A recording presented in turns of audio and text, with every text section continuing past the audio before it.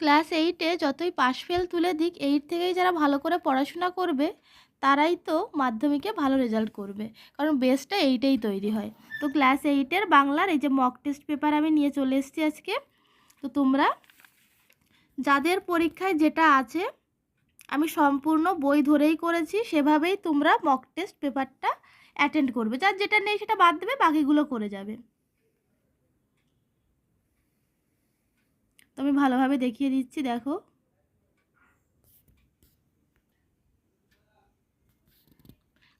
বিজ্ঞান ও কুসংস্কার হোক বা বিজ্ঞান নিয়ে যে রচনা আছে সেটাই পড়ে যাবে।